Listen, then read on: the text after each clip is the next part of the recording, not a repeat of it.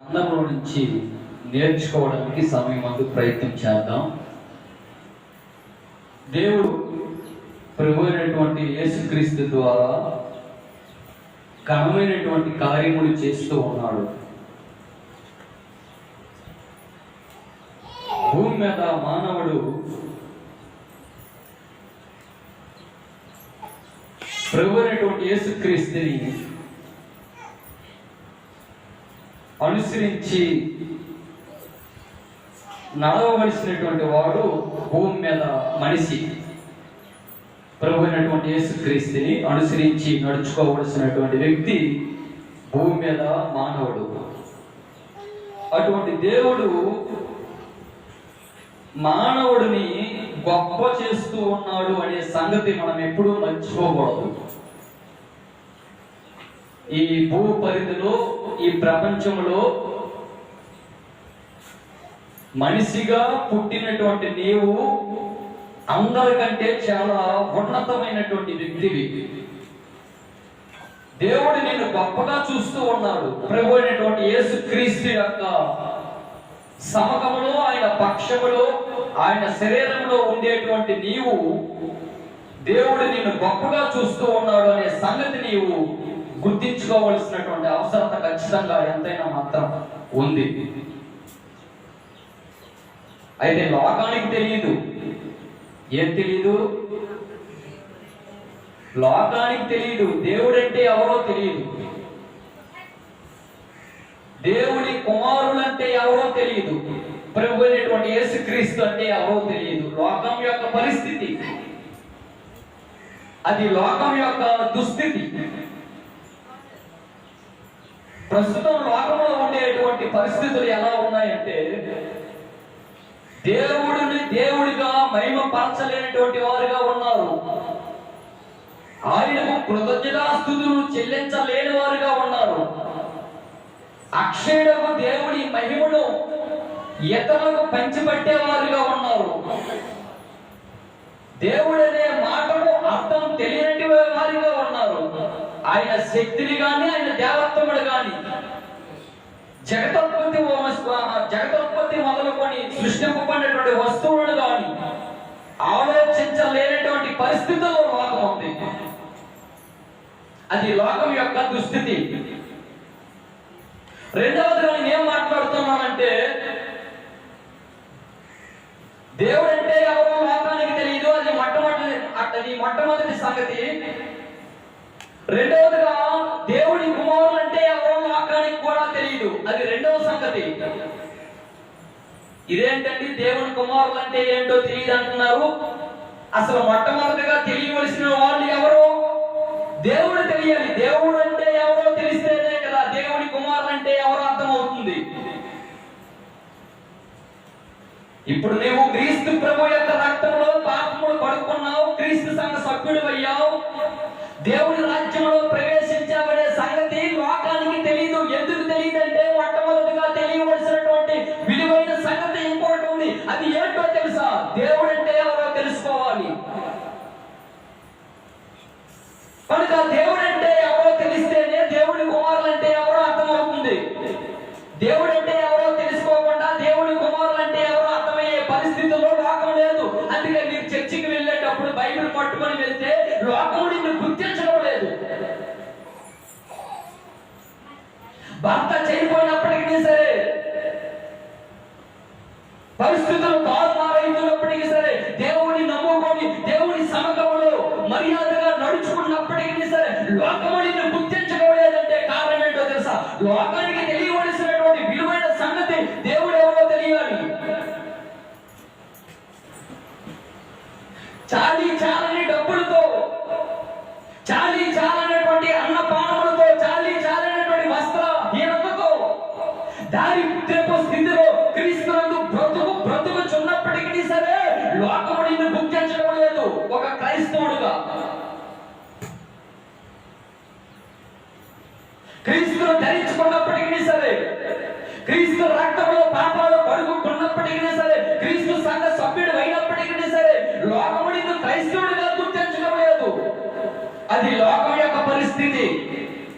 అంటే లోకము ఎంత దౌర్భాగ్యపు స్థితిలో ఉందో చూసి దేవుడు కుమారుడు అంటే ఎవరో గుర్తించడం లేదు.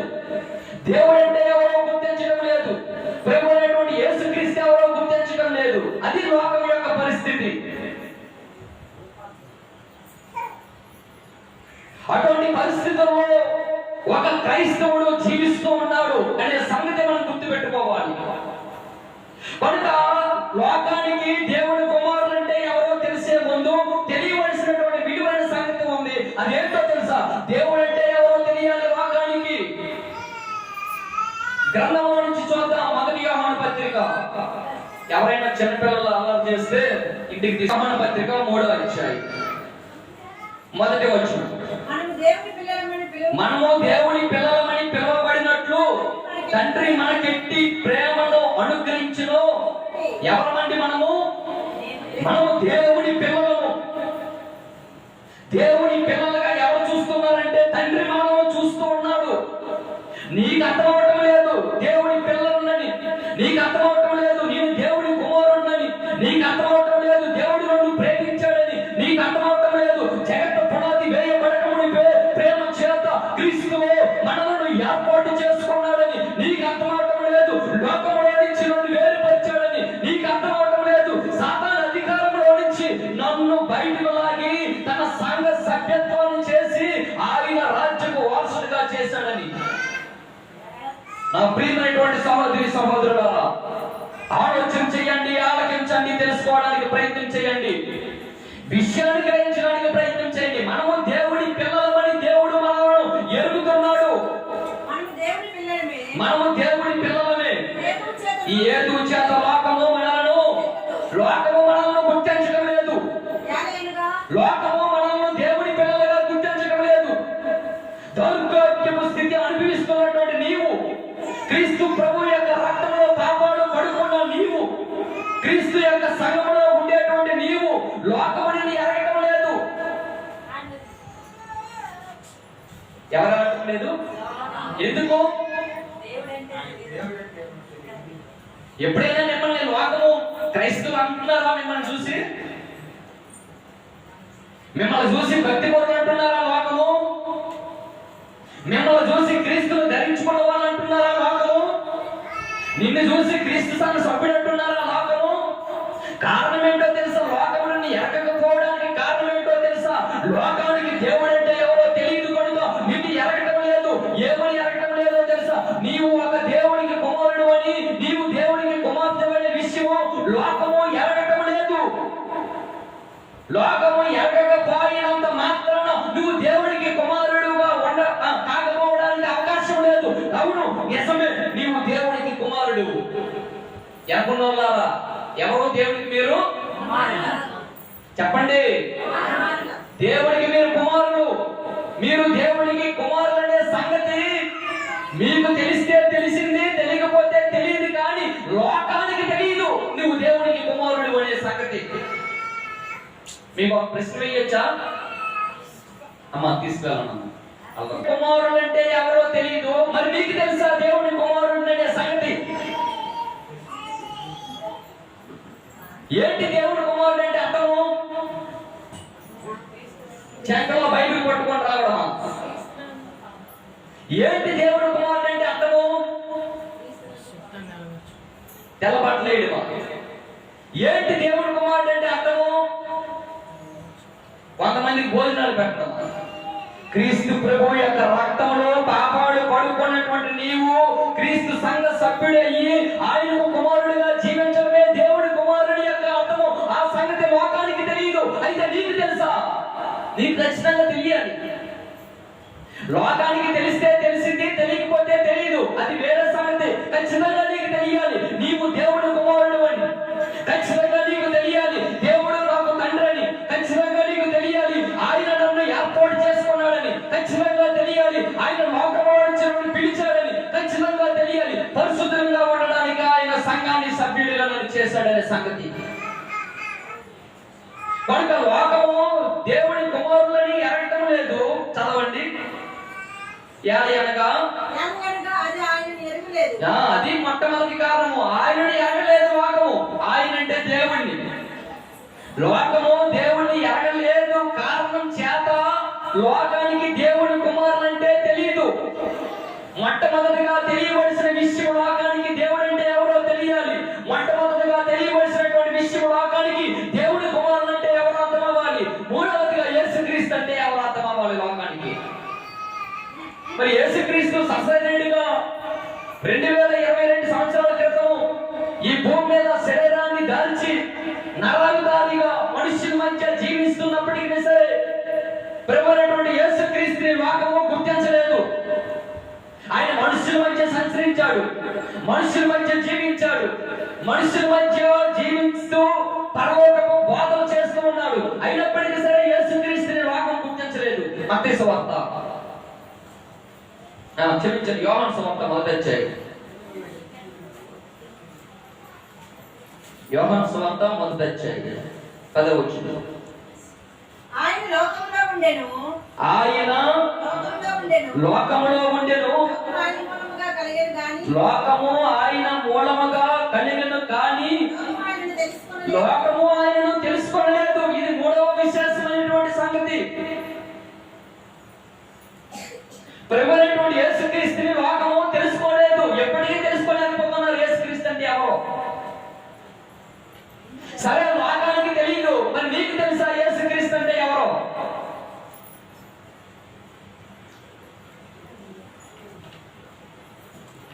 మోదులపేటలో 4-5 ఉంటారు, క్రమశిక్షణగా వింటారు వాక్యం. ఈ వాక్యం నేను చెప్పక మునిపే ఆ వ్యక్తి చెప్పేశాడు. రమణ అనేసి ఒక వ్యక్తి నేను చెప్పకముందే వాక్యం చెప్పేశాడు. నేనేం చెప్తున్నాను అనే సంగతి. నాకు బండి మీద నేను తడుచుకుంటూ వస్తున్నాను కానీ నాకు అదే కాను ఎలా తెలుసు ఈ వాక్యం అనుకున్నాను. అప్పుడు అంటున్నాడు, మీరు చెప్పిన నుంచి బైబిల్ చదవడం మొదలు పెట్టాను తెలిసి చాలా సంతోషం అనిపించింది. ఆ వర్షంలో కూడా నాకు ఎండ అనిపించింది. చెప్పేశాడు, నేను ఏ వాక్యం చెప్తున్నానో ముందు వచ్చి చెప్పేశాడు. చాలా సంతోషం అనిపించింది. కనుక చదివినటువంటి లేఖన భాగంలో ఆయన లోకములో ఉన్నాడు, లోకమైన మూలంగా కలిగిన కానీ లోకమైనను కారణం ఏమిటి? ఈ లోకము యేసుక్రీస్తుని ఎరగటం లేదు. యేసుక్రీస్తు ద్వారా లోకము కలిగింది. కలిగి ఆయన లేకుండా కలగలేదు. ఆయనలో జీవం ఉంది, ఆ జీవము మనుషులకు వెలుగై ఉంది. అయినప్పటికీ సరే లోకము ఆయనను తెలుసుకోవడం లేదు. కనుక లోకం యొక్క పరిస్థితి మనం చూస్తూ ఉన్నాం. ఎటువంటి పరిస్థితుల్లో ఉన్నారు లోకం అని మనం చూస్తూ ఉన్నాం. దేవుడు అంటే ఎవరో తెలుసుకోవాలనేటువంటి పరిస్థితుల్లో ఉన్నారు. దేవుడి కుమారులంటే ఎవరో ఎరగనటువంటి పరిస్థితుల్లో ఉన్నారు. యేసుక్రీస్తు ఎవరో భూలోకానికి తెలియలేటువంటి పరిస్థితుల్లో ఉన్నారు. అది లోకం యొక్క పరిస్థితి. మరి నీ పరిస్థితి అంటే తెలుసా? దేవుడు అంటే ఎవరో నీకు తెలుసా? దేవుడి కుమారులు అంటే ఎవరో తెలుసా? యేసుక్రీస్తు ప్రభువు అంటే ఎవరో నీకు తెలుసా? ఖచ్చితంగా నీకు తెలియవలసినటువంటి అవసరం ఖచ్చితంగా ఉంది. లోకం సంగతి పక్కన పెట్టండి. లోకం ఎలాగో తెలుసుకోలేదు, లోకం ఎలాగో దేవుడి కుమారులు అంటే ఎరగదు, లోకం అంటే ప్రభువునటువంటి యేసుక్రీస్తు ఎవరో తెలుసుకోలేటువంటి పరిస్థితుల్లో ఉన్నారు. అసలు నీ పరిస్థితి ఏమిటి? నీవు క్రీస్తు ఏమై ఉన్నావు ఖచ్చితంగా నీకు తెలియాలి. ఖచ్చితంగా తెలియవలసినటువంటి అవసరం ఉంది. పరలోకంలో ఉండే దేవుడు నిన్ను గొప్పవాడిగా చూస్తూ ఉన్నాడు. పరలోకంలో ఉండే దేవుడు ఆ దూతల సముఖములో, ఆ ప్రధానుల సముఖములో, ఆ కోట్ల దూతల పక్షముగా ఆయన అందరికంటే నిన్ను గొప్పవాడిగా చూడాలని దేవుడు ఆశపడుతూ ఉన్నాడు. దేవుడు నిన్ను భూమి మీద మనుషులందరికంటే నిన్ను గొప్పవాడిగా చూడాలనుకుంటున్నాడు. కనుక నువ్వు అందరికంటే చాలా గొప్పవాడివి, అందరికంటే చాలా ఉన్నతమైనటువంటి వ్యక్తివి. అది లోకానికి తెలియదు. లోకము నిన్ను గుర్తించకపోవచ్చు, లోకము నిన్ను ఎరగకపోవచ్చు.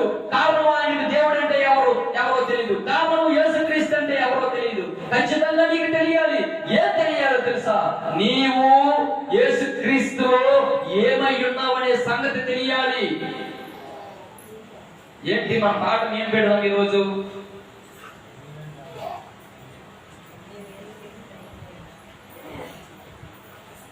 నీవు క్రీస్తులో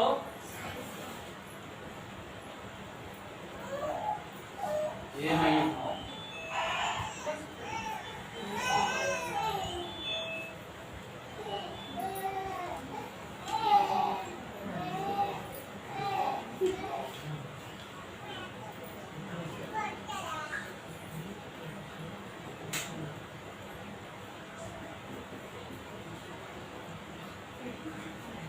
లోకానికి ఎవరు తెలియదు చెప్పానమ్మా.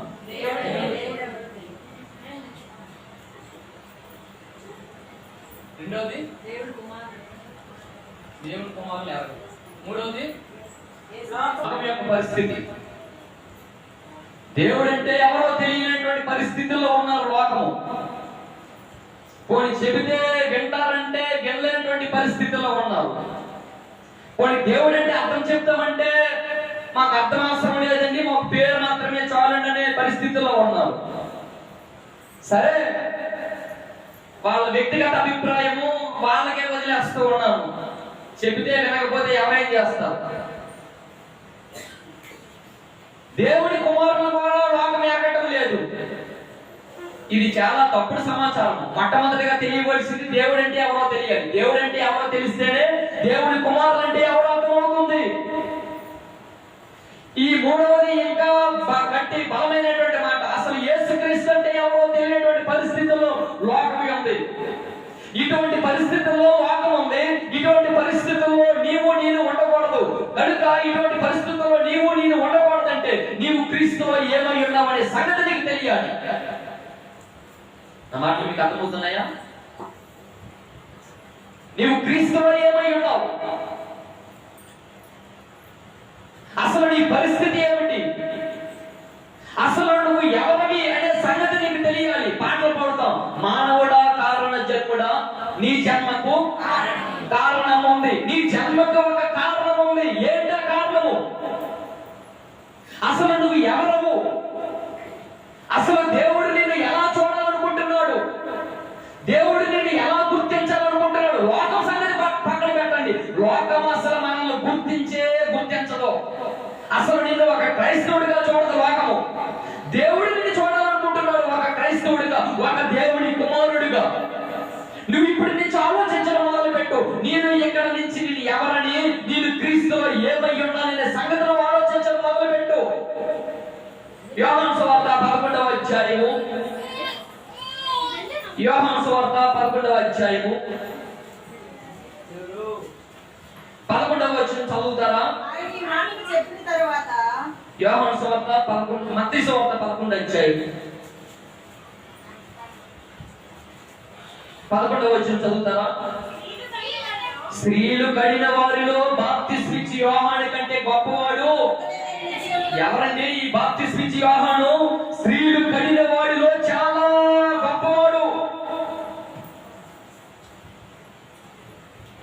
మామూలు వ్యక్తి కాదు, అసాధారణమైనటువంటి వ్యక్తి కాదు, అసమాస వ్యక్తి కాదు. ఎలాంటి వాడో తెలుసా? చాలా గొప్పవాడు. అటువంటి గొప్పవాడు ఈ ప్రపంచంలో మరొకడు పుట్టలేడు. ఈ వ్యక్తి ఎవరో తెలుసా? బాప్తిస్మం ఇచ్చి యోహాను. అంతటి గొప్పవాడు, అంతటి మహోన్నతమైనటువంటి వ్యక్తి. స్త్రీ గర్భవాసాన భూమి మీద పుట్టినటువంటి వ్యక్తి, స్త్రీలో నుంచి వచ్చినటువంటి వ్యక్తి. అసలు ప్రధానమంత్రి అయినా, రాష్ట్రాన్ని పరిపాలించినటువంటి ముఖ్యమంత్రి అయినా, జిల్లాని పరిపాలించినటువంటి కలెక్టర్ గారైనా, ఒక గ్రామాన్ని పరిపాలించినటువంటి సర్పంచ్ గారైనా ఎందులో నుంచి రావాలి? స్త్రీ గర్భంలో నుంచే రావాలి. అందుకే కీర్తనకారుడు చెప్తూ ఉన్నాడు, నా తల్లి గర్భమందు నన్ను నిర్మించావు, నేను పిండమై ఉండగా నీ కన్నులు నన్ను చూచెను, నీవు నన్ను పడుగు చేసిన విధము చూడగా నాకు భయమో ఆశ్చర్యమో. ప్రధానమంత్రి కంటే గొప్పవాడు ఎవరు? బాప్తిస్మం ఇచ్చి యోహాను. అక్కడ విషయాన్ని గమనించండి. స్త్రీలు కనిన వారిలో బాప్తిస్మం ఇచ్చి యోహాను చాలా గొప్పవాడు. ఎందరికంటే? ప్రధానమంత్రి కంటే గొప్పవాడు, రాష్ట్రపతి కంటే గొప్పవాడు, గవర్నర్ కంటే గొప్పవాడు, సర్పంచ్ కంటే గొప్పవాడు. అసలు ఈ భూపరిధిలో ఎంతమంది అయితే స్త్రీ గర్భవాసాన ఈ భూమి మీద గొప్పవించారో వాళ్ళందరినీ ఒక పక్కన వేస్తే బాప్తిస్మం ఇచ్చి యోహాను ఇంకొక పక్కన ఉంటాడు. అంటే వీళ్ళందరికంటే గొప్పవాడు ఎవరైనా ఉన్నారంటే ఆయన కేవలం బాప్తిస్మం ఇచ్చి యోహాను మాత్రమే. ఎలాంటి వాడో తెలుసా? స్త్రీలు కనిన వారిలో బాప్తిస్మం ఇచ్చి యోహాను కంటే మరి ఎవరో లేరు. అటువంటి వ్యక్తి ఈ భూమి మీద అందరూ ఎవరైనా సరే పట్టలేరు. అంటే మన దృష్టికి ఎవరు గొప్పవాళ్ళుగా కనిపిస్తారు తెలుసా? ఇప్పుడు అమెరికా అధ్యక్షుడు ఉన్నారండి. ఎవరండి పేరు? అమెరికా అధ్యక్షుడు ట్రంపా? ఎవరండి ఇప్పుడు? బైడెన్ ఎవరో ఉన్నారు, రాష్ట్ర గవర్నర్ ఎవరో ఉన్నారు. ఇప్పుడు మన రాష్ట్ర ముఖ్యమంత్రి ఎవరు, వైఎస్ జగన్మోహన్ రెడ్డి. తర్వాత దేశ ప్రధానమంత్రి నరేంద్ర మోడీ. వీళ్ళందరూ మన దృష్టికి ఎలా కనిపిస్తారో తెలుసా? చాలా గొప్ప వాళ్ళుగా కనిపిస్తారు. అంటే ఒక్కొక్క డిపార్ట్మెంట్ లో ఒక్కొక్క గొప్ప వ్యక్తి ఉంటాడు. పోలీస్ డిపార్ట్మెంట్ లో ఒక గొప్ప వ్యక్తి ఉంటాడు, రాజకీయ వ్యవస్థలో ఒక గొప్ప వ్యక్తి ఉంటాడు, క్రీడా రంగంలో ఒక గొప్ప వ్యక్తి ఉంటాడు, సినీ రంగంలో ఒక గొప్ప వ్యక్తి ఉంటాడు, గ్రామంలో ఒక గొప్ప వ్యక్తి ఉంటాడు. ఈ గొప్ప వ్యక్తులందరినీ పక్కన పెట్టండి. క్రీడా రంగంలో కానీ, రాజకీయ రంగంలో కానీ, సినీ రంగంలో కానీ గొప్ప వాళ్ళని పక్కన పెట్టండి. ఈ గొప్ప వాళ్ళందరూ స్త్రీ గర్భంలో నుంచి వచ్చిన వాళ్ళే. అయితే స్త్రీ గర్భంలో నుండి వచ్చినటువంటి వ్యక్తుల్లో ఎవరైనా గొప్ప వాళ్ళు ఉన్నారంటే కేవలం బాప్తిస్మిచ్చు యోహాను మాత్రమే. అందుకే ఎవరిని గొప్పవాళ్ళుగా చూడవద్దు. నేను ఎవరిని గొప్పవాళ్ళుగా చూడను, కొద్దిగా నీరసగా చూస్తాను. నా దృష్టిలో గొప్పవాడు ఎవరో తెలుసా? బాప్తిస్మిచ్చి యోహాను గొప్పవాడు. ఎంతకంటే గొప్పవాడో తెలుసా? ఆర్థిక మంత్రి కన్నా, ప్రధాన మంత్రి కన్నా, రాష్ట్రపతి కన్నా, గ్రామాన్ని పరిపాలించేటువంటి సర్పంచ్ కన్నా అందరికంటే గొప్పవాడు బైబిల్ చరిత్రలో ఒకే ఒక్కడు ఉన్నాడు. ఆ గొప్పవాడు ఎవరో తెలుసా? స్త్రీలు కలిగిన వారిలో అందరికంటే గొప్పవాడు బాప్తిస్మిచ్చి యోహాను. కనుక అర్థం చేసుకోండి, ఈ బాప్తిస్మిచ్చి యోహాను ఎలాంటి వాడో తెలుసా? చాలా గొప్పవాడు. అనుకున్న వాళ్ళ ఎలాంటి వాడు? ఎందరికంటే గొప్పవాడు? అందరికంటే అంటే ప్రధానమంత్రి కంటే, అందరికంటే అంటే రాష్ట్రపతి కంటే, అందరికంటే అంటే నీ గ్రామాన్ని పరిపాలించినటువంటి సర్పంచ్ కంటే అందరికంటే గొప్పవాడు ఒకే ఒక వ్యక్తి. ఆయన ఎవరో తెలుసా? బాప్తిస్మిచ్చి యోహాను. ఒప్పుకుంటారా? ఒప్పుకోరా? ఏమండి? అందరికంటే గొప్పవాడు. అందరికంటే గొప్పవాడిని భావించడమో నేను కాదు, దేవుడే పరిశుద్ధ లేఖనంలో రాయిస్తూ ఉన్నాడు. ఆయన అందరికంటే గొప్పవాడు. ఆయన కంటే ఇంకా ఎవరో పుట్టలేదు. ఒకవేళ పుట్టినప్పటికీ సరే అంత పరిశుద్ధుడు, అంత నీతివంతుడు, అంత యథార్థవంతుడు, అంత న్యాయవంతుడు ఈ భూపరిధిలో, ఈ ప్రపంచ పరిధిలో ఎవరో లేరు. ఆయనకు సాటి అయిన వారు ఎవరో లేరు. బాప్తిస్మిచ్చి యోహాను తర్వాత ఎవరైనా ఆ కింద వచ్చిన చదవండి. స్త్రీలు కలిగిన వారిలో బాప్తిస్మిచ్చి యోహాను గొప్పవాడు పుట్టలేదనియు నిశ్చయముగా నీతో చెప్పుచున్నాను, ఆయనను పరలోక రాజ్యంలో అల్పుడైన వాడు. ఇది గొప్ప ఆలోచించవలసినటువంటి విషయం అండి. పరలోక రాజ్యంలో అల్పుడైన వాడు అతని కంటే గొప్పవాడు ఎవరు? ఈ అల్పుడు. ఈ అల్పుడు నీవు నేను ప్రభువైనటువంటి యేసుక్రీస్తులో ఏమై ఉన్నామో తెలుసా?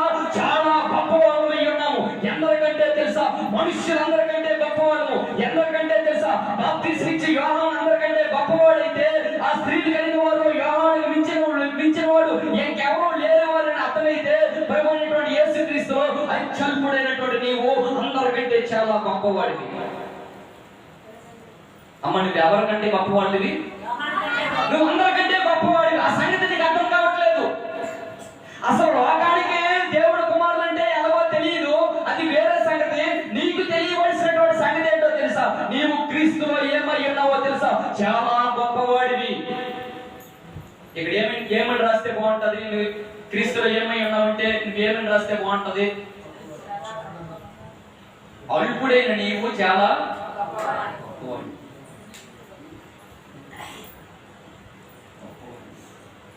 ఎందరికంటే అమ్మా?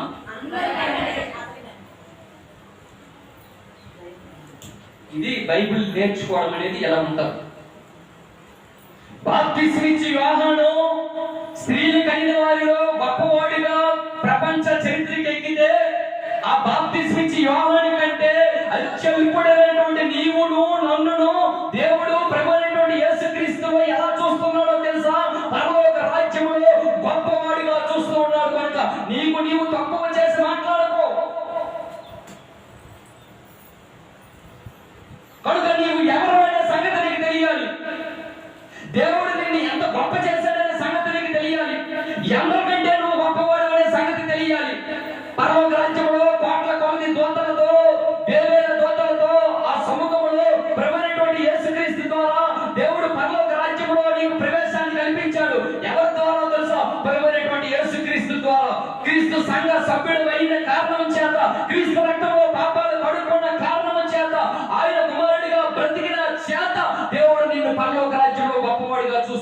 అత్యల్పుడు నువ్వు, అల్పుడు అండి నిజంగా. మనిషి బ్రతుకు ఏ పాటిది, ఎంతలో కనబడి అంతలో మాయమైపోయినటువంటి ఆవిరి వంటిది. కనుక ఆవిరి వంటి నీవు దేవుడు ప్రభువైనటువంటి యేసుక్రీస్తు ద్వారా గొప్పవాడిగా చూస్తున్నాడు, గొప్పవాడిగా నిన్ను చేశాడు. ఎప్పుడైనా నువ్వు ఆలోచించావా నేను గొప్పవాడిని? నేను గొప్పవాడినే సంగతి నువ్వు మర్చిపోయి ఎదుటి వారి గురించి చెబుతావు. ఆడు గొప్ప ఈడు గొప్పని, ఆడు గొప్ప ఈడు గొప్పని పక్కన పెట్టు. నీవే అందరికంటే గొప్పవాడివి. నిన్ను గొప్పవాడిగా దేవుడు చేశాడు ప్రభువైనటువంటి యేసుక్రీస్తు ద్వారా. అత్యల్పుడైనటువంటి నీవు అందరికంటే గొప్పవాడివి. అందుకే నేను ఎవరిని పొగను. నా ఎదురుగా కానీ నా బొదురుగా కానీ వాళ్ళు గొప్ప వీళ్ళు గొప్ప అని పోవడం, వాళ్ళు గొప్ప వీళ్ళు గొప్ప అని పోయిన బదులు మొట్టమొదటి నేనేమనుకోవాలి, అందరికంటే నేను గొప్పవాడి. ఎవరు చేశారమ్మా? దేవుడు చేశారు. ఎవరి ద్వారా? యేసుక్రీస్తు ద్వారా. పరలోక రాజ్యంలో నీకు ప్రవేశాన్ని కల్పించాడు, పరలోక రాజ్యంలో నీకు అవకాశం ఇచ్చాడు. ఆ పరలోక రాజ్యంలో అందరికంటే నేను గొప్పవాడిగా దేవుడు చూడాలనుకుంటున్నాడు. వాడితో నీకు ప్రభువైనటువంటి యేసుక్రీస్తు ఏమై ఉన్నావనే సంగతి నీకు తెలియాలి. అసలు నువ్వు ఎవరనే సంగతి నీకు తెలియాలి. ఈ భూపరిధిలో, భూ ప్రపంచంలో నువ్వు ఎవరమంటే ఎట్లా ఏం చెప్తావు? నేనండి తాపీ మేస్త్రినండి. నువ్వు ఎవరంటే ఏం చెప్తావు? నేనండి పెయింటింగ్ వేస్తానండి. నువ్వెవరంటే నువ్వేం చెప్తావు? నేనండి పునాదులు చేస్తానండి. నువ్వెవరంటే నువ్వేం చెప్తావు? నేనండి ఎలక్ట్రీషియన్ అండి, నేనండి వుడ్ వర్కర్ అండి. చాలా రకాలుగా చెప్తారు, కానీ అసలు విషయం చెప్పడం లేదు. నేను గొప్పవాడిని పరలోక రాజ్యంలో. కనుక ఎవరైనా నీకు ప్రశ్నిస్తే, ఒకవేళ లోకం నీ దగ్గరికి వచ్చి నువ్వు ఎవరిని నీకు ప్రశ్న వేస్తే చెప్పవలసినటువంటి విషయం ఇది కాదు. మొట్టమొదటిగా ఈ విషయం చెప్పాలి. నీవు ఎవరినో తెలుసా? పరలోక రాజ్యంలో అల్పుడైనటువంటి నేను అందరికంటే చాలా గొప్పవాడిని అనే విషయం నీ మొట్టమొదటి నోట్లో నుంచి రావాలి. వెంటనే ఏమొస్తుంది అక్క? ఏమొస్తుంది వెంటనే? నేనండి ఆశావార్కర్నండి. అమ్మ ఫీల్ అవ్వమ్మా. నేనండి పెయింటింగ్ వేస్తానండి. వాస్తవమే. శరీరానికి సంబంధించి ఈ భూపరిధిలో మనిషి ఎలాగైనా బ్రతకవచ్చు. అయితే ఈ బ్రతుకు శరీర సంబంధమైనటువంటి బ్రతుకు, ఆత్మ సంబంధమైనటువంటి బ్రతుకు విషయంలో దేవుడు పరలోక రాజ్యంలో అత్యల్పుడైనటువంటి నిన్ను నన్ను గొప్పవాడిగా చూస్తూ ఉన్నాడు. అది చెప్పవలసిన సంగతి నీ నోట్లో నుంచి. ఎక్కడికి చెప్తారా? ఏమని? అందరికంటే నేను గొప్పవాడిని. దావీదు గారు చెప్తారా? అందరికంటే నేను గొప్పవాడిని. ఒకరికి ఒకరు తక్కువ కాదు. ఏ ఒక్కరికంట ఏ ఒక్కరు తక్కువ కాదు. అందరూ దేవుడి దృష్టికి సమానమే. అందరూ దేవుడి కుమారులే. అయితే దేవుడు అందరినీ కుమారులుగా చూస్తూ ఉన్నాడు. కుమారులుగా లోకము గుర్తించడం లేదు, అది వేరే సంగతి. నువ్వు ఎవరో నీకు తెలియవలసినటువంటి అవసరం ఖచ్చితంగా ఉంది. ఎక్కడి నుంచి మీరు ధైర్యంగా రొమ్ము విడిచి చెప్పండి, నేను దేవుడి కుమారుడు. ఎలా దేవుడి కుమారుడు అయ్యానో తెలుసా? ప్రభువైనటువంటి యేసుక్రీస్తు ద్వారా అత్యల్పుడైనటువంటి నన్ను దేవుడు పరలోక రాజ్యంలో నాకు ప్రవేశాన్ని కల్పించాడు. కనుక క్రీస్తు ప్రభు రక్తంలో పాపాలు కొడుకున్నావు. క్రీస్తు సంఘ సభ్యుడు అయ్యావు. అపోస్తల బోధలో ఉన్నావు. ఆయన శరీరాన్ని, ఆయన రక్తాన్ని భుజిస్తూ ఉన్నావు. దేవుడు కుమారుడిగా బ్రతుకుతున్నావు అనే సంగతి నీకు తెలియాలి. లోకానికి తెలిస్తే ఎంత, తెలియకపోతే ఎంత. నీకు తెలియాలి నేను గొప్పవాడిని. నీకు తెలియాలి నేను అందరికంటే గొప్పవాడిని. నువ్వు ఒకప్పుడు అల్పుడివి. ఎప్పుడు? క్రీస్తు ప్రభువులో రాక మునుపు నువ్వు అల్పుడు. ఒకప్పుడు నువ్వు అభాగ్యుడు. క్రీస్తు ప్రభు రక్తంలో పాపాలు కడుగుకోక మునుపు నువ్వు అభాగ్యుడు, నువ్వు పాపివి. దేవుడు నిన్ను ప్రేమించి కరుణించి తన రక్తాన్ని చేత నిన్ను శుద్ధీకరించి ఆయన సంఘంలో నిన్ను నిలబెట్టుకున్నాడంటే కారణం ఏంటో తెలుసా? నిన్ను గొప్పవాడిగా దేవుడు చూస్తూ ఉన్నాడు. అందుకే కడుక్కున్న వ్యక్తి, క్రీస్తు ప్రభు యొక్క సంఘంలో అంటు కట్టబడినటువంటి వ్యక్తిని, క్రీస్తును నిలువెత్తు ధరించుకోవలసినటువంటి వ్యక్తిని కనుక నేను అందరికంటే గొప్పవాడిని, దేవుడు నన్ను అందరికంటే గొప్పవాడిగా చేశాడు. అత్యల్పుడును ఎంత గొప్పగా దేవుడు నేను చేశాడు. కనుక దేవుని యొక్క కార్యాలు మర్చిపోవద్దు. దేవుడు మానవుడిని అందరికంటే గొప్పవాడిగా చూడాలనుకుని ఆశపడుతూ ఉన్నాడు. నీకు తెలియవలసినటువంటి సంగతి నీవు ఎవరు అనే సంగతి, నీకు తెలియవలసినటువంటి సంగతి నీవు క్రీస్తులో ఏమై ఉండవనే సంగతి నీకు ఖచ్చితంగా తెలియాలి. కనుక మనం చదివాము, స్త్రీలు కనివారు యోహాను గొప్పవాడైతే ఆ యోహాను కంటే చెల్లిపోడినటువంటి నేను చాలా గొప్పవాడిని. 1 తిమోతి పత్రిక 6వ అధ్యాయం.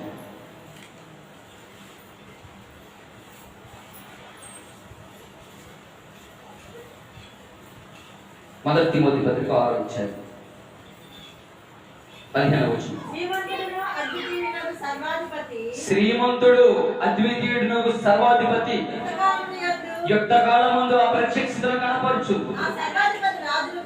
ఆ సర్వాధిపతి ఎలాంటి వాడు? రాజులకు రాజును ప్రభువులకు ప్రభువునై ఉన్నాడు. ఎక్కడున్నాడు? సమీపింపరాని తేజస్సులో ఆయన మాత్రమే వసించుచు అమరత్వం గలవాడై ఉన్నాడు. తేజస్సులో అంటే దేవుడు తేజోవాసి. ఆ తేజోవాసి అయినటువంటి దేవుడు ఎక్కడ ఉన్నాడో తెలుసా? సమీపింపరాని ఆ లోకములో ఉన్నాడు. ఆ సమీపింపరాని ఆ లోకం అంటే దానినే నిత్యత్వం అన్నారు. సమీపింపరాని లోకము దానినే మోక్షం అన్నారు. సమీపింపరాని లోకము అదే నీకు నిత్య జీవాన్ని ఇచ్చే లోకం అన్నారు. కనుక ఆ నిత్య జీవాన్ని ఇచ్చే లోకంలో ఆ సమీపింపరాని తేజస్సులో దేవుడు తేజోవాసుడిగా ఉన్నాడు. ఎవరన్నా దేవుడు? దేవుడు తేజోవాసి. మరి నువ్వు? నీకు తెలియవలసినటువంటి అవసరం ఖచ్చితంగా ఉంది. నీవు కూడా తేజోవాసివే అనే సంగతి నీకు తెలియాలి. నీవు కూడా భూలోకవాసివి కావు, నేను పరలోకవాసిని. దేవుడు అందరికంటే అత్యల్పుడైనటువంటి నన్ను పరలోకం రాజ్యంలో నన్ను ప్రవేశాన్ని ఇచ్చాడు కనుక ఈ భూపరిధిలో నేను అందరికంటే గొప్పవాడనే సంగతి నీకు తెలిసి ఆ పరలోక రాజ్యంలో నీకు ప్రవేశించడానికి దేవుడు ఒక ఏర్పాటు చేస్తూ ఉన్నాడు. ఏంటి ఆ ఏర్పాటు తెలుసా? నీవు తేజోవాసి. ఎవరివి? తేజోవాసి అంటే అర్థం ఏంటో తెలుసా? భూవాసివి కావు. తేజోవాసి అంటే అర్థము భూలోకవాసివి. మరి భూలోకవాసివి కాకపోతే మరి ఏ వాసివి?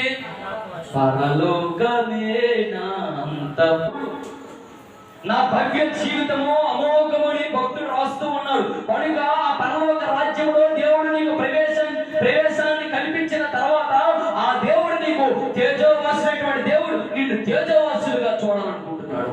How great God! ఎంత గొప్ప దేవుడు! కనుక క్రీస్తు ప్రభు యొక్క రక్తములు, క్రీస్తు ప్రభు యొక్క సంఘములు ఎవరైతే క్రీస్తును ధరించుకుంటారో వాళ్ళందరూ భూలోకవాసులు కారు, వాళ్ళందరూ తేజోవాసులు. ఎందుకు తేజోవాసులు తెలుసా? నీ దేవుడైనటువంటి ఆ యెహోవా సమీపింపరాని తేజస్సులో తేజోవాసుడిగా ఉన్నాడు. కనుక ఆ సమీపింపరాని ఆ తేజస్సులో నీవు నేను ఆ తేజస్సులో మనం అందరము జీవించాలి. అది దేవుని యొక్క అనాది సంకల్పం చొప్పున దేవుడు నిన్ను ఏర్పాటు చేసుకున్నాడు. మనకు అందరికంటే గొప్పవాడిని. నువ్వు తేజోవాసి.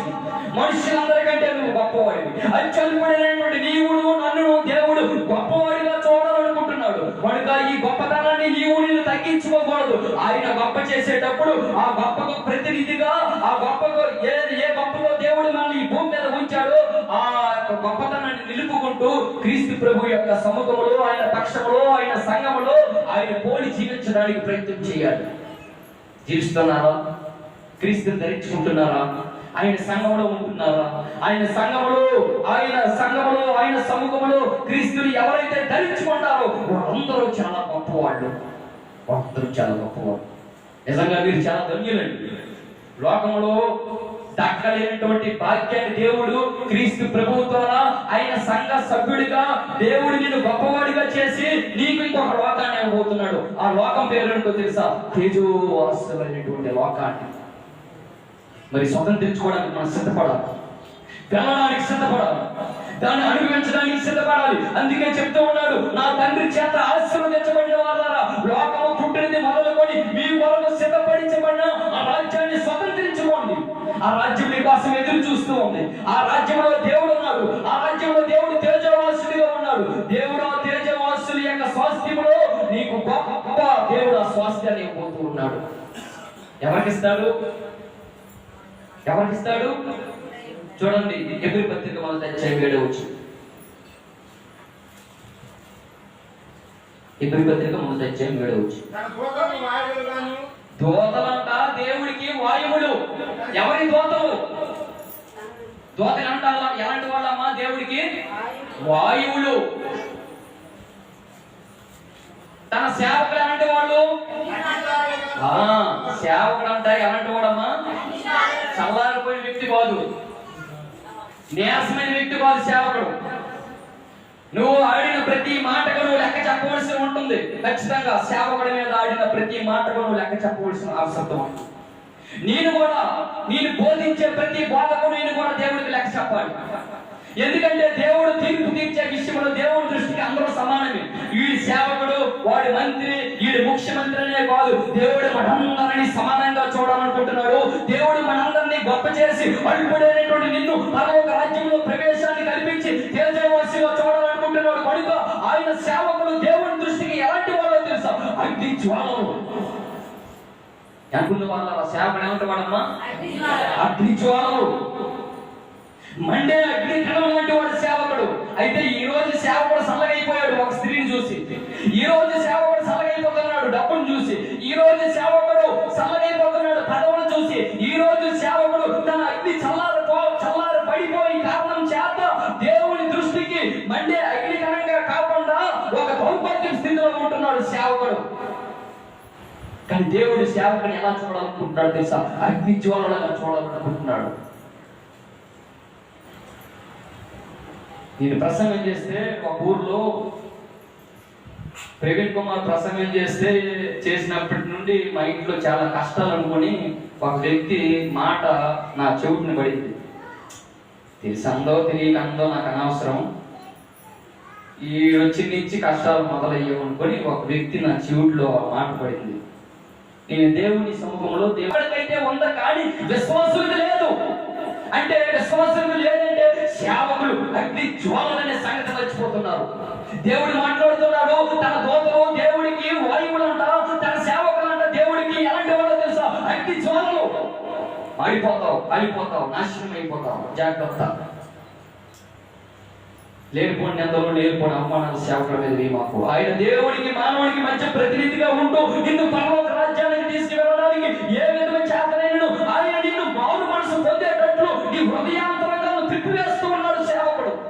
అటువంటి సేవకుడు దేవుడి దృష్టికి ఒక అగ్ని జ్వాల, ఒక అగ్ని మండే కణమ లాంటి వాడు. ఇటువంటి సేవకుడు, ఇటువంటి దూతలు ఎక్కడున్నారో తెలుసా? పరలోకంలో ఉన్నారు. ఎక్కడున్నారమ్మా? ఎవరెవరు ఉన్నారు? దూతలు ఉన్నారు. సేవకులు అంటే మామూలు సేవకులు కాదు, ఎలాంటి వాడు? అది సేవకుడు అనే మాటగా తగిలించండి. ఎలాంటి వాడు ఉన్నాడు? అగ్ని జ్వాల వంటి వాడు పరలోకంలో ఉన్నాడు. దూతల కంటే, అగ్ని జ్వాలల కంటే అచ్చలిపడినటువంటి నీవు క్రీస్తులో ఏమై ఉన్నావో తెలుసా?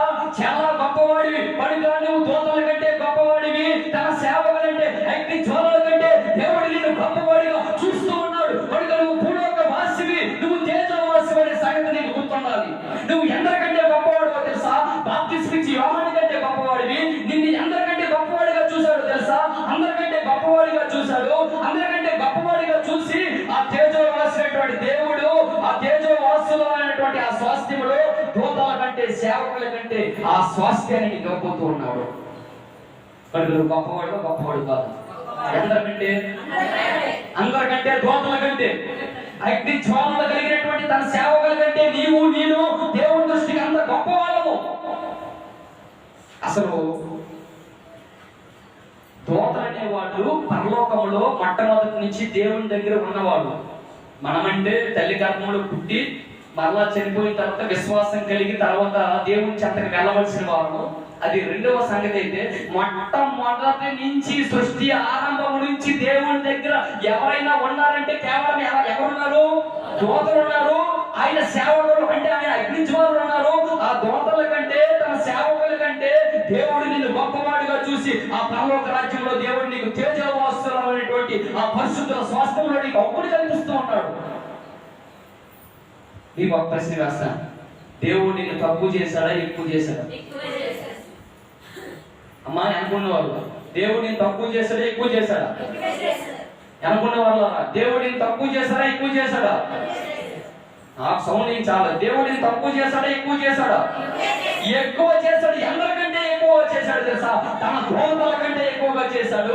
తన అగ్ని జ్వాలలు కలిగినటువంటి తన సేవకుల కంటే ఎక్కువగా చేసి నీకేమేమి పోతున్నాడు తెలుసా? ఆ తేజోవాసుల ఆ పరిశుద్ధుల స్వాస్థ్యములు నీకు అప్పునే పోతున్నాడు. చూద్దాం. ప్రకటన గ్రంథం 13:8 వచ్చిన ప్రకటన గ్రంథం పెద్దలు ఎవరు చదవండి. ప్రకటన గ్రంథం 13:8 వచ్చిన భూనివాసులందరూ జగత్పతి మొదలుకొని వధింపబడి ఉన్న గొర్రెపిల్ల జీవగ్రంథమందు ఎవరి పేర్లు రాయబడవు. ఎవరి పేర్లు రాయబడవు. భూనివాసుల పేర్లు పరలోకములో దేవుని సముఖములో ఒక గ్రంథం ఉంది. ఆ గ్రంథమందు ఎవరి పేర్లు రాయబడవో తెలుసా? భూనివాసుల పేర్లు రాయబడవు. మరి ఎవరి పేర్లు రాయబడతాయో తెలుసా? క్రీస్తును ధరించుకున్న వాళ్ళ పేర్లు రాయబడతాయి. ఎవరి పేర్లు రాయబడతాయో తెలుసా? క్రీస్తును పోలి నడుచుకున్న వారికి పేర్లు రాయబడతాయి. ఎవరి పేర్లు రాయబడతాయో తెలుసా? క్రీస్తు రక్తంలో పాపాలు కడుక్కున్న వాళ్ళ పేర్లు రాయబడతాయి. ఎవరి పేర్లు రాయబడతాయో తెలుసా? ఆయన సంఘములో, ఆయన సముఖంలో, ఆయన పక్షముగా, ఆయన సంఘ సభ్యులుగా ఉండే వాళ్ళ పేర్లు రాయబడతాయి. దౌర్జన్య మాటలు అందరు ఎవరు పడితే వాళ్ళ పేర్లు అందులో వాటర్ లిస్ట్ లో ఆ పార్టీ వాడైనా ఈ పార్టీ వాడైనా ఖచ్చితంగా అందరి పేర్లు వాటర్ లిస్ట్ లో ఉండవలసిందే. ఒకవేళ ఉండకపోతే అధికారుల దగ్గరికి వెళ్ళి పిటిషన్ పెట్టుకొని నాకు ఎందుకు వాటర్ లిస్ట్ లో నా పేరు లేదనుకొని వెంటనే పేరుని ఖరారు చేసుకుంటాం. ఒకవేళ ఆధార్ కార్డు లేకపోతే నా పేరు ఎందుకు ఆధార్ కార్డులో లేదు, నేను ఈ భూనివాసిని కనుక నేను ఈ గ్రామవాసిని, ఖచ్చితంగా నాకు ఆధార్ కార్డు అవ్వాలని మన పేరు నమోదు చేసుకుంటాం. అయితే ఈ భూనివాసులుగా నువ్వు ఇలా ఆలోచన చేస్తే ఆ తేజవాసులైనటువంటి ఆ దేవుని చెంత ఆ పరిశుద్ధ శాస్త్రంలో నిత్యము ఉండబోయే నీవు అక్కడ నీ పేరు రాసుకోవడానికి ఇష్టపడవా? ఖచ్చితంగా నువ్వు రాసుకోవడానికి ఇష్టపడాలి. ఎప్పుడు రాసుకుంటావు? ఎంతకాలం ఎదురు చూస్తావు రాసుకోవడానికి? ఎన్ని ప్రసంగాలు ఆలకిస్తూ ఉన్నావు? ఎక్కడో మారు మనసు పొందకపోతే, ఎక్కడో జీవ గ్రంథంలో పేర్లు వ్రాయబడకుండా ఈ లోకానుసారంగా భూనివాసంగా జీవిస్తున్నావేమో. ఒకసారి నీవు నూతన పూర్వకంగా ఆలోచించి, నిజంగా నా పేరు పరలోక రాజ్యంలో ఉండాలి. ఆ పరలోక రాజ్యంలో దేవుని సముఖంలో ఆయన గ్రంథంలో నా పేర్లు ఉండాలి కనుక నేను భూనివాసంగా బ్రతకను. మరి ఎలా బ్రతుకుతానో తెలుసా? తేజోవాసిగా బ్రతుకుతాను. ఎలా బ్రతకాలమ్మా అంటే భూమి మీద మానవుడు జీవిస్తున్నప్పటికీ సరే, శరీరంతో ఉన్నప్పటికీ సరే తేజవాసుడిగా జీవించాలి. అంటే దేవుని కుమారుడిగా జీవించాలి. క్రీస్తుని పోలి నడుచుకోవాలి. ఆ అసలైన సంగతి క్రీస్తును ధరించుకొని జీవించాలి. ఇంకా అసలైనటువంటి ప్రాముఖ్యమైనటువంటి సంగతి ఆయన సంఘములో సభ్యురాలుగా ఉండాలి. ఎవరి సంఘంలో? క్రీస్తు సంఘంలో సభ్యురాలుగా ఉంటే నీ పేర్లు ఎక్కడ రాయబడతాయి? జీవగ్రంథంలో రాయబడతాయి. కనుక నువ్వు చాలా గొప్పవాడివి. దేవుడు నీ పేర్లు రాయాలనుకుంటున్నాడు. నువ్వు చాలా గొప్పవాడివి. దూతల కంటే గొప్పవాడివి. నువ్వు చాలా గొప్పవాడివి. అగ్ని జ్వాలలు కలిగినటువంటి తన సేవకుల కంటే నిన్ను గొప్పవాడిగా దేవుడు చూస్తున్నాడు కనుక నిన్ను నువ్వు తగ్గించుకోకూడదు. నేను గొప్పవాడిని అనే సంగతి నీకు ముందు తెలియాలి. నా ప్రియమైనటువంటి సహోదరులారా, నీవు క్రీస్తులో ఏమై ఉన్నావు? గొప్పవాడు. అందరికంటే గొప్పవాడు. తన దూతల కంటే గొప్పవాడు. అగ్ని జ్వాలల వంటి తన సేవకుల కంటే గొప్పవాడిగా దేవుడు నిన్ను చేసి నీకు తేజోనివాసుల యొక్క పరిశుద్ధుల స్వాస్థ్యములు నీకు అప్పగిపోతూ ఉన్నాడు. కొలస్సీ పత్రిక 1:12 కొలస్సీ పత్రిక 1:12 కొలస్సీ పత్రిక 1:12 తేజోవాసులైన పరిశుద్ధ స్వాస్థ్యంలో ఏమమ్మా తప్పు చదువుతున్నారు? ఎన్నో వచ్చిన మరి కొలస్సీ పత్రిక 1:12 నేను 12 చెప్పాను కదా. చదవండి. ఎవరు తేజోవాసి? దేవుడు తేజోవాసి. ఆ తేజోవాసి అయినటువంటి దేవుడు సమీపంలో తేజస్సు అమరత్వముగా వాడై ఉన్నాడు. ఆ తేజోవాసి అయినటువంటి దేవుడు నిన్ను తేజోవాసిగా చూడాలనుకొని తన జీవగ్రంథమందు తన పేరు వ్రాయాలనుకుంటున్నాడు. అటువంటి దేవుడు తేజోవాసులైన పరిశుద్ధుల స్వాస్థ్యములో పాల్గొనటకు మనలను పాత్రునిగా చేసిన తండ్రికి మీరు కృతజ్ఞతాస్తుతులు చెల్లింపవలెనని దేవుని బతిమాలుచున్నాం. దేవుడు నిన్ను తేజోవాసులైనటువంటి ఆ స్వాస్థ్యాన్ని అనుభవించడం కోసం ఇది ఎక్కడికి వెళ్ళారు? ఒకటిగా రెండుగా స్వాస్థ్యములో దేవుడు నీకు హక్కుని ఇవ్వబోతున్నాడు. ఎవరు హక్కు ఉంటుంది? అయ్యా అబ్రహాం కుమార్ గారు, మీరు చాలా ఆస్తి సంపాదించారు అనుకోండి. ఆ ఆస్తికి హక్కుదారులు ఎవరు? కుమారుడు వారసుడు. వాస్తవమే అది. ఒకవేళ ఇంకొక వ్యక్తి వచ్చి నీ కుమారుడు నీవు సంపాదించినటువంటి ఆస్తికి హక్కుదారుడు కాడు, వారసుడు కాడు, నేను హక్కుదారుడు వారసుడు అంటే మనం ఏం చేస్తాం? పోతావా పోవని గద్దిస్తామా లేదా? సహజంగా గద్దిస్తాం, ఇచ్చేయమని సహజంగా గద్దిస్తాం. అయితే దేవుడు ఆ తేజోవాసమైనటువంటి ఆ పరిశుద్ధుల స్వాస్థ్యాన్ని ఎవరికి ఇవ్వాలనుకుంటున్నాడు తెలుసా? తన కుమారులకి ఇవ్వాలనుకుంటున్నాడు. అంటే ఎంత గొప్ప దేవుడు నీకు అర్థమవుతుంది ఈ రోజు నీకు. దేవుడు తన పరిశుద్ధుల యొక్క స్వాస్థ్యంలో అంత హక్కుని కల్పిస్తూ ఉన్నాడు. అది ఒక జమీందార్ గారి ఇల్లు, అది ఒక జమీందార్ గారి ఇల్లు. ఆ జమీందార్ గారి ఇంటిలో అనేకమైనటువంటి వాళ్ళు పనివారు ఉన్నారు. అంటే ఎడ్లకి పాలు తీసిన వాళ్ళు ఒక గ్రూపు, ఆవుకి గడ్డేసిన వాళ్ళు ఇంకొక గ్రూపు, తర్వాత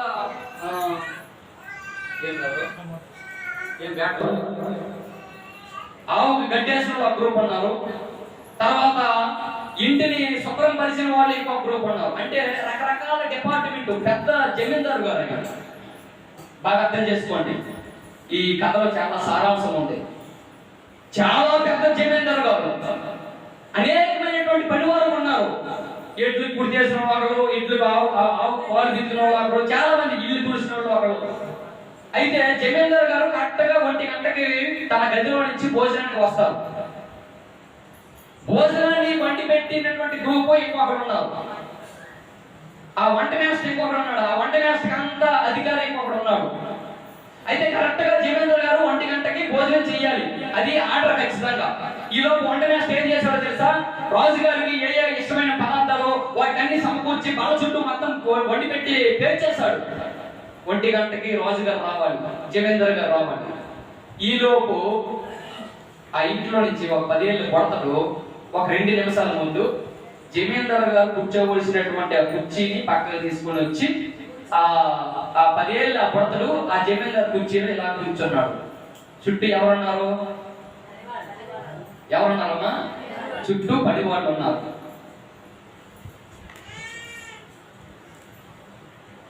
సహజంగా పనివాళ్ళు ఏమన్నారు, ఎందుకంటే వారసుడు కదా.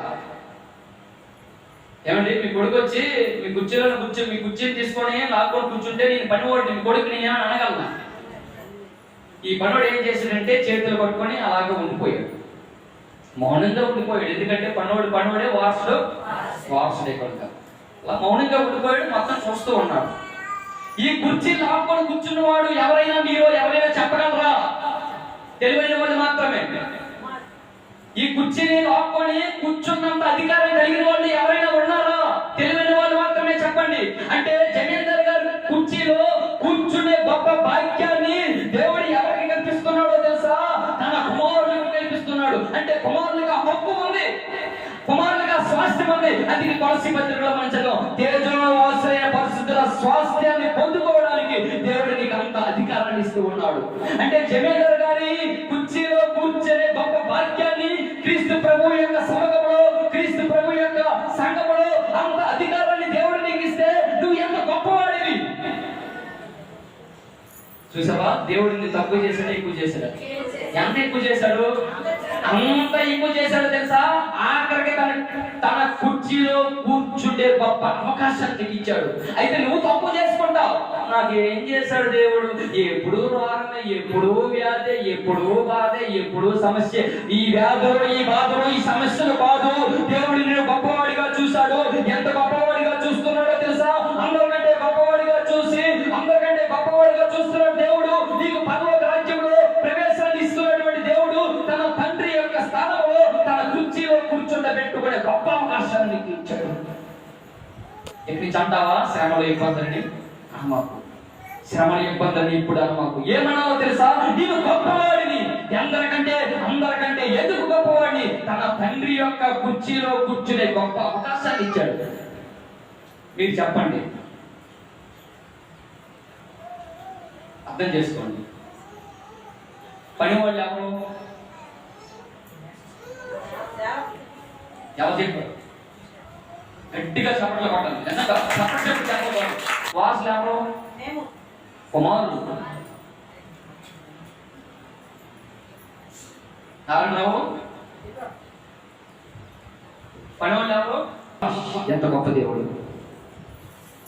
అందుకే అందుకే అందుకే దేవుని సముఖంలో క్రీస్తు ప్రభు యొక్క సంఘములో ఎప్పుడు మనం ఏం చేసుకోకూడదు, తక్కువ చేసుకోకూడదు. ఎందుకు? నిన్నంతకంటే దేవుడు గొప్పవాడిగా చేశాడు. చదవండి. అయితే నేను నీ శత్రువు నీ పాదములకు పీఠముగా చేయి వరకు నా కుడి పార్శ్వమున కూర్చుందమని దోతలతో ఎవరి గురించైనా ఎప్పుడు చెప్పలేదు. దోతల గురించి దోతలారా నా కుడి పార్శ్వమున కూర్చోండి నేను ఎప్పుడు చెప్పలేదు దోతలతో. ఆ పదం ఎప్పుడు వచ్చిన అదేనమ్మా. దాని చదవండి ఒకసారి. చేయి వరకు నా పార్శ్వమున కూర్చుండమని దోతలతో ఎవరిని కూర్చొని ఎప్పుడు చెప్పలేదు. ఒక్క దోత గురించి అయినా చెప్పలేదు. నీ గురించి చెప్తున్నాడు, నా కుడి పార్శ్వమున కూర్చుండమని. కొన్ని గొప్పవాడికి ఒక్కసారి కూడా చెప్పలేదండి. ఎవరికంటే ఈ దోతలకి. అంటే ఇప్పుడు సేవ చేస్తారు కదా. అంటే పనోడు ఎంత పని చేసినా అవసరమైతే జీతాన్ని పెంచుతాము, అవసరమైతే పిల్లలకి వాళ్ళకి కావలసినటువంటి వస్తు సామాగ్రి కొని ఇచ్చేస్తాను. కానీ ఆ పనోడు ఆ వారసుడయ్యే అవకాశము ఎప్పుడు అంటే ఈ దేవదూతలు ఎంత బుద్ధి సాగిరి చేస్తున్నారు తెలుసా? చూడండి యోగ గ్రంథంలో 38 వచనం. యోగ గ్రంథం 38 4వ వచనం చూడండి. నేను భూమికి పునాదులు వేసినప్పుడు నీవెక్కడ ఉంటివి? నీకు వివేకం కలిగి ఉండేలా చెప్పుము. భూమికి పునాదులు వేసినప్పుడు ఉన్నారు ఎవరో. ఎప్పుడైనా నా కుడి పార్శ్వమున కూర్చుండమని దేవుడు ఎప్పుడు దేవదూతలకు చెప్పలేదు. అటువంటి దేవదూతలు చాలా గొప్పవాళ్ళు. భూమికి పునాది వేసినప్పుడు నుండి ఉన్నారు. మనువు తల్లి గర్భమునందు జన్మించావు. ఎన్ని సంవత్సరాలు అవుతుంది? నాకు 5 మీకు 40 ఉంటాయి. అంటే భూమికి పునాది వేసినప్పుడే అప్పుడు నుండే దేవదూతలు దేవుడి దగ్గర ఉన్నారు. అంత గొప్ప మహోన్నతమైనటువంటి దేవదూతలు దేవుడు నీకు పనివాళ్ళగా పెట్టేశాడు. మరి బాధపడరు అనుకోని నేను ఎప్పుడు ఆలోచించలేదు. కానీ ఖచ్చితంగా బాధపడతారు కదా. ఎందుకు బాధపడతారు తెలుసా? ఒరే దేవుడిని అలా అనలేం, కానీ నీ కింద ఎంత పని చేసాం, వేవేల దూతలతో కోట్ల కొలది దూతల సమూహముతో పరిశుద్ధుడని నిత్యము గానములు ప్రతిగానములు చేస్తే ఈ రోజు నీ వారసుడు చేస్తే నన్ను పనివాడిగా చేసేస్తావు అనుకో. దూతలు అంటారు అంటారు మాకు తెలియదు, కానీ నేనైతే ఖచ్చితంగా అంటాను. మరి మీరు నేనైతే ఒకరి మీద ఏడుతాను కదా. నిజంగా యజమాని మీద ఏడుతాం కదా. యజమానుడు మీద ఏడ్చినప్పటికీ సరే యజమానుడు ఏం చేస్తున్నాడు తెలుసా? ఆ దూతను పక్కన పెట్టేసి నిన్ను తన కుమారుడి యొక్క స్థానంలో కూర్చొని పెట్టి నీకు తేజోవాసులు పరిశుద్ధుల స్వాస్థ్యములు అంత హక్కుని కల్పించాడు. కనుక నువ్వు చాలా గొప్పవాడివి దూతల కంటే. నా మాట మీకు అర్థమవుతున్నాయి అక్క? ఎంతకంటే గొప్పవాడివి? ఎప్పుడైనా దూతకు చెప్పలేదు నా కుడి పార్శ్వమున నువ్వు కూర్చోండి. ఎవరికి చెప్పాడు? కుమారుడికి చెప్పాడు, నువ్వు నా కుడి పార్శ్వమున కూర్చోండి. 7వ వచనం చదవండి.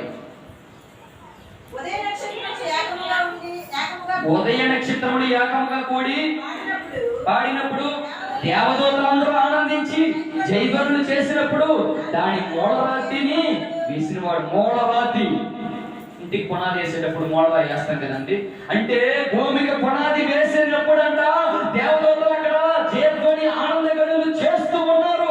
అటువంటి దేవదూతల కంటేనో దేవుడు నిన్ను గొప్పవాడిగా చేసి తన కుడి పార్శ్వమున కూర్చోబెట్టి తేజోవాసుల పరిశుద్ధ స్వాస్థ్యములో దేవుడు నీకు హక్కుని కల్పించాడంటే నువ్వు చాలా గొప్పవాడివి. ఎప్పుడు చెప్పుకోకు, తక్కువగా ఇప్పుడు మాట్లాడకు. ఒకవేళ అన్యులు, ఒకవేళ లోకము నిన్ను క్రైస్తవుడిగా దేవుడి కుమారుడిగా గుర్తించకపోయినా నీకు గుర్తించవలసినటువంటి అవసరం ఏదైనా ఉందంటే నేను క్రీస్తువులో ఏమై ఉన్నాననే సంగతి నీకు గుర్తు రావాలి.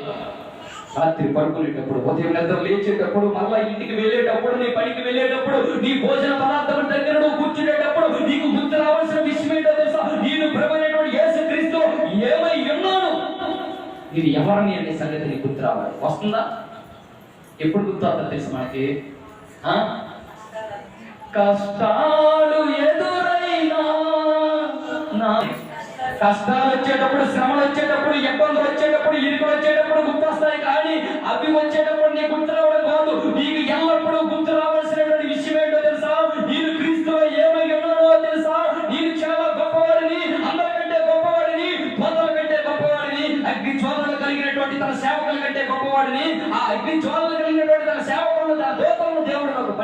పెట్టేస్తాడని సంగతి నీకు గుర్తురావా? ఎక్కడి నుంచి వస్తారా? చెప్పలేదు ఇది వెనక్కి. ఏడు ఎప్పుడు కష్టాలు నీరు వచ్చి అంటారా, లేకపోతే ఈ మాట గుర్తొస్తుందా?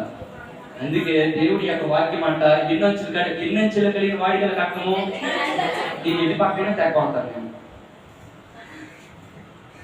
ఎటు పక్కైనా కేవలం వాక్యం ద్వారా మాత్రమే, ఇక దేని ద్వారా మాత్రమే కాదు, కేవలం వాక్యం ద్వారా మాత్రమే. కనుక నువ్వు అందరికంటే గొప్పవాడివి. ఆ తాతగారు ఉన్నారు, అబ్బా ఎంత ఉన్నతం కలిగి అక్కడ ఉన్నారు. వాళ్ళు ఆ దూతల సమూహంలో, పరలోకములో వేరే దూతల సమూహము కంటేనూ దూతల కంటే గొప్పవాడిగా దేవుడిని చూస్తూ ఉన్నాడు. ఎఫెసీ పత్రిక 3వ అధ్యాయం 2 మాటలు ఉన్నాయి, చెప్పుకొని ముగించేస్తాం. చెప్పాలి మనకు 2 మాటలు ఉన్నాయి, చెప్పుకొని ముగించేస్తాం. ఈ మాట తర్వాత ఇంకొక మాట ఉంది, చెప్పుకొని ముగించేస్తాం. ఎఫెసీ పత్రిక 3వ అధ్యాయం 11వ వచనం. సమస్తమును ఎఫెసీ పత్రిక 3వ అధ్యాయము సమస్తమును సృష్టించిన దేవుని యందు పూర్వకాలం నుండి మరుగైన ఆ మర్మముల గురించిన ఏర్పాటు ఎట్టిదో అందరికీ తేటపరచుటకును పరిశుద్ధులందరిలో అత్యల్పుడైన వాడికి ఈ కృప అనుగ్రహించును. ఆయన అందరి విశ్వాసము చేత నిర్భయమైన ప్రవేశమును ఆయనను బట్టి మనకు కలిగి ఉన్నది. అవును, కాబట్టి మీ నిమిత్తమై నాకు వచ్చిన శ్రమలను సంఘం ద్వారా నానా విధమైన జ్ఞానం ఎక్కడ ఉంటుందో చూడండి. ఆ వచనంలో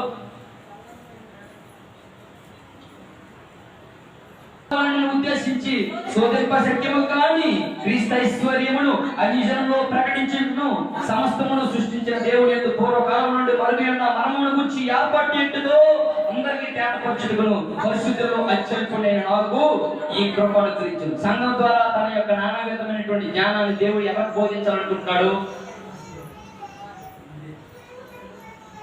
ప్రధానులకును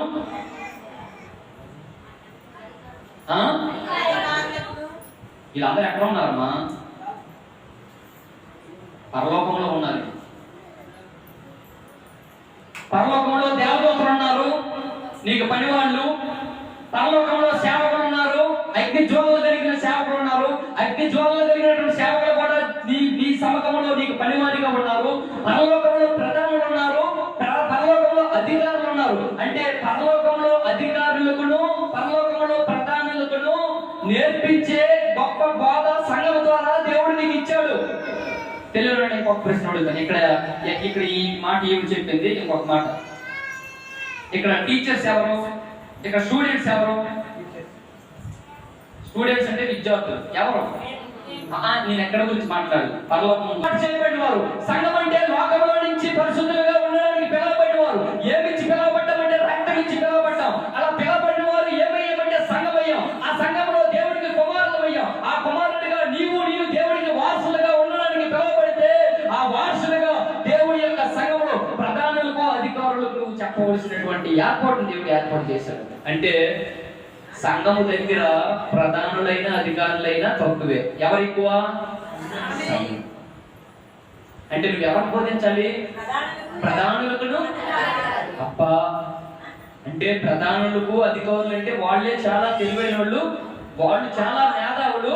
ఆ తెలివైన వాళ్ళని, ఆ మేధావులను పక్కన పెట్టి సంఘము ద్వారా తన యొక్క నానా విధమైన జ్ఞానాన్ని ఇప్పుడు తెలియచేయాలని దేవుడు నిన్ను నన్ను ఎన్నుకున్నాడు. కనుక నీవు నేను ఎలాంటి వాళ్ళము?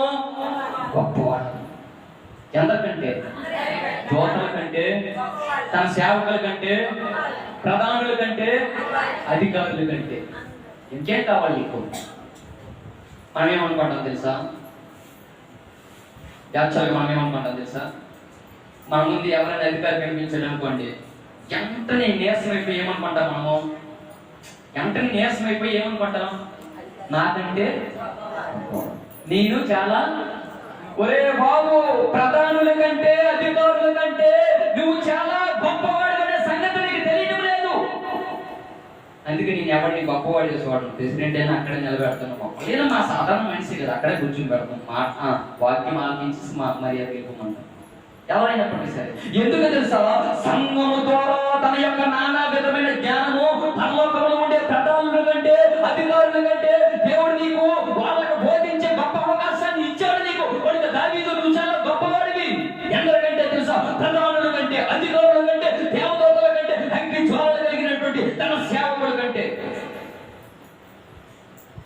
నీకు బోధించే తలాంతం ఉంది, నువ్వు గొప్పవాడివి. నువ్వెవరు బోధ చేస్తున్నావో తెలుసా? పరలోకంలో ఉండే ప్రధానులకు, అధికారులకు బోధ చేస్తున్నావు. అంటే వాళ్ళకి బోధ చేసేటంత గొప్ప స్థాయిని దేవుడు నీకు ఇచ్చాడంటే నువ్వు వాళ్ళకంటే గొప్పవాడివా లేదా? ఈ గొప్ప వేయాలి ఇప్పుడు నేను ఇచ్చాడు. ఎవరు గొప్ప ఉంటారో తెలుసా? కుమారుడికి మాత్రమే ఉంటది. పనులకు పనులు ఏం చేస్తారు? యశంగా రోపణము, శవడితే తోటం వాళ్ళ పని. అంటే తండ్రి యొక్క సింహాసనం మీద గుడి పార్శ్వమున కూర్చుండి పెట్టి ఆ వేవేల దూతల సమూహము నీకు పనివాళ్ళుగా దేవుడు నీకు నిర్ణయించేశాడు. కొడుకులు ఎలాంటి వాడివి? అమ్మ ఎనుకున్న వాళ్ళు ఎలాంటి వాడివి? గొప్పవాడి. గౌరవం ఇవ్వండి. అధికారులకు, ప్రభుత్వానికి లోబడి ఉండండి. కానీ వాళ్ళకంటా నువ్వు గొప్పవాడివి కావడే సంగతి నీకు తెలియవలసిన అవసరం ఉంది. నువ్వు అందరికంటే గొప్పవాడివి. సంఘం ద్వారా తన యొక్క నానా విధమైన జ్ఞానాన్ని దేవుడు నీ ద్వారా బయలుపరచాలనుకుంటున్నాడు. మరి నువ్వే చెప్పకపోతే దేవుడి యొక్క జ్ఞానం లోకంకి ఏం తెలుస్తుంది? కనుక మిమ్మల్ని అందరినీ నేను సేవకులుగా చూడాలనుకున్నాను. ఒకసారి చెప్పట్లు కొట్టండి. కాదు కానీ మీ కొరకే తాము పరిచర్య చేసిన సంగతి వారికి బయలుపరచబడును. దేవదూతల కార్యములను తొంగి చూడబోతున్నారు. అంటే దేవదూతలు ఏం చేస్తారంట? ఈ కార్యాలను ఎక్కడి నుంచి? పరలోకం నుంచి దేవదూతలు ఈ కార్యములను తొంగి చూస్తున్నారు. వాళ్ళకి అవకాశం లేదు. వాళ్ళకి కూర్చుంటే అవకాశం లేదు. వాళ్ళకి కుమారుడిగా భోజనం చేసే అవకాశం లేదు. వాళ్ళకి కుమారుడిగా భోజన పదార్థాలు తినే అవకాశం లేదు. స్వాస్థ్యాన్ని అనుభవించే అవకాశం లేదు. వాళ్ళు ఎంతవరకు తెలుసా? పడివాళ్ళుగా ఉండి ఎలా చేస్తారు తెలుసా? ఎక్కడో గుమ్ముగూడేశారు అనుకోండి, ఈ పొట్టోళ్ళు ఈ పొడుగోళ్ళు అందరూ కార్యక్రమం బాగా తిలకిస్తారు. పొట్టోళ్ళు అందరూ ఏం చేస్తారు? చెట్టెక్కి చూస్తారు. అంటే వాళ్ళకి ఏం లేదు, అక్కడికి నిలబడి వాళ్ళతో చూసే అవకాశము లేదు. పడితే వాళ్ళు ఎక్కడికో ఎక్కి చూస్తారు. అంటే దేవదూతలు నీకు దూరంగా వచ్చాడు, దేవుడు నీకు దగ్గరగా వచ్చి తన గుడి పార్శ్వలో కూర్చొని పెట్టుకున్నాడు. ఎంత గొప్ప దేవుడు! దేవదూతల సైన్యము ఈ కార్యక్రమాన్ని ఏం చేస్తావో తెలుసా? తొంగి చూస్తూ ఉన్నాడు. నువ్వు దేవదూతల కంటే గొప్పవాడివి. అగ్ని జ్వాలలు కలిగినటువంటి తన సేవకుల కంటే నువ్వు గొప్పవాడివి. పరలోకంలో ఉండే ప్రధానుల కంటేను, అధికారుల కంటేను, సంఘం ద్వారా తన యొక్క నానా విధమైన జ్ఞానాన్ని బయలుపరచడానికి దేవుడు నీకు అంత గొప్పతనాన్ని చేసి దేవుడు నిలబెట్టాడు. How great! గొప్ప దేవుడు. ఇప్పుడు మర్చిపోవద్దు. ఏమని? నేను అందరికంటే గొప్పవాడిని, దేవదూతల కంటే గొప్పవాడిని, ప్రధానుల కంటే గొప్పవాడు, అధికారుల కంటే గొప్పవాడు. అర్థమయ్యేవనుకున్నాడు. ఒకసారి చేతి అతరా నిజంగా అర్థమైందా? ఏమర్థమైంది? ఉంటే నువ్వు గొప్పవాడివి. క్రీస్తు సంఘంలో ఉంటూ అలా నిరీక్షణ కలిగి విశ్వాసం కలిగి జీవిస్తేనే నువ్వు గొప్పవాడివి. నీ కోసం ఒక స్వాస్థ్యం ఉంది. తేజోవాసులైన స్వాస్థ్యములో ఆ పరిశుద్ధుల స్వాస్థ్యములు దేవుడిని అప్పగిస్తూ ఉన్నాడు. ఎంతమందికి కావాలి ఆ తేజోవాసుల యొక్క పరిశుద్ధుల స్వాస్థ్యముల హక్కు? అందరికీ కావాలి, అందరికీ కావాలి, అందరికీ కావాలి, అందరికీ కావాలి. ఎప్పుడు? క్రీస్తులో ఉంటేనండి. ఎలాగా? క్రీస్తు అడుగుజాడలో నడుచుకుంటే, క్రీస్తుని పోలి జీవిస్తేనే. ఇంకా బలమైన సంగతి చెప్పాలా? ఒక్క సంఘంలో ఉంటే మాత్రమే సాధ్యం. దేంట్లోనమ్మా? ఎవరి సంఘం? ఎందుకు? తన యొక్క నానా విధమైన జ్ఞానాన్ని దేవుడు ఎవరికి ఇచ్చేశాడు? సంఘానికి ఇచ్చేశాడు. అందుకే సంఘము ఎదుట పాతాళంలో ఒక ద్వారములు అంత గొప్ప సంఘం. ఆ సంఘంలో నేను క్రీస్తు సంఘ సభ్యుడైనందుకు చాలా ధన్యుడు, చాలా సంతోషిస్తున్నాను. మరి మీరు మరి ఈ రకరకాల బాధ చేసి నుంచి కష్టాలు, శ్రమలు, ఈ రకమైనటువంటి దిగ్బంతులు ఉన్నారని నాకు కొద్దిగా అర్థమవుతుంది. నిజమేనది? ఏంటి సమాధానం చెప్ప? నిజమేనన్నది? నీవు నాకిచ్చే మహిమయే. క్రీస్తు రక్తంలో పాపాలు పడుకున్న నీవు, క్రీస్తు సంఘ సభ్యుడివైన నీవు, దేవుడికి కుమారుడైన నీవు ఇంకొక దేవుని కుమారుడి దగ్గరికి వెళ్ళి ఇంకొక విషయాన్ని బోధిస్తున్నావు. ఏంటో తెలుసా? ఏంటి? రచ్చగొట్టుకో. రచ్చ. అది రచ్చ, అది రొచ్చో నాకు తెలియదు. అది రచ్చో తెలియదు, అది రొచ్చో తెలియదు, నాకు తెలియదు.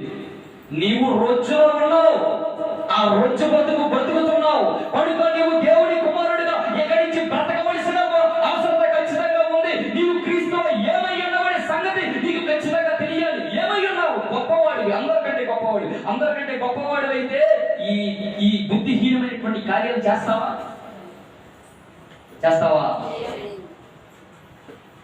కాండ్రించి మూసేస్తారు, జాగ్రత్త. నా నోట నుండి నేను నిన్ను కాండ్రించి మూసేస్తారు, జాగ్రత్త. పౌలు గారి వల్ల నా మట్టుగా బ్రతుకుట క్రీస్తు. అటువంటి జీవితాన్ని జీవించు. యోబు గారి వల్ల యెహోవా ఇచ్చును, యెహోవా తీసుకుపోయిన సమస్తమైన దేవునికే కలుగును అనే భావనలో, అనే చింతలో ఉండు. నీవు కోసం ఒక గమ్యస్థానం ఉంది. దాన్ని గురి ఎత్తకు పరిగెత్తడానికి ప్రయత్నం చేయి. ఈ విశ్వాస జీవితంలో కృంగిపోకు, కృషించిపోకు.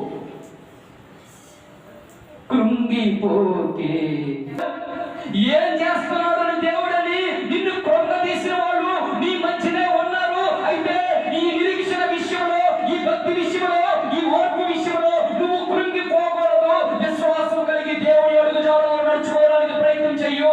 ఆయన ఇష్టమైనటువంటి కుమారులుగా జీవించి ఆ వారసత్వంలో భాగస్థులు కావడానికి ప్రయత్నం చెయ్యు. మాటలు తగులుతున్నాయా? కృంగిపోకే ప్రాణ, నీ దేవుడు ఏమయ్యనని దినమెల్లా శత్రువులు నిన్ను అడుగుచున్నారు. ఆయన మీద ఆశ కలిగి జీవించు, ఆయన మీద ఆధారం కలిగి జీవించు. ఆయనను ఆశ్రయించినటువంటి నరుడు ధన్యుడు. అటువంటి ధన్యకరమైనటువంటి జీవితాలు మీ జీవితంలో చూడబోతున్నట్టుగా దేవుడు మీకు అంత గొప్ప అవకాశాన్ని ఇచ్చాడు. శ్రమలు సులకడగా ఎంచుకున్నాను. ఒకసారి చేతులు ఎత్తరా చూస్తాను.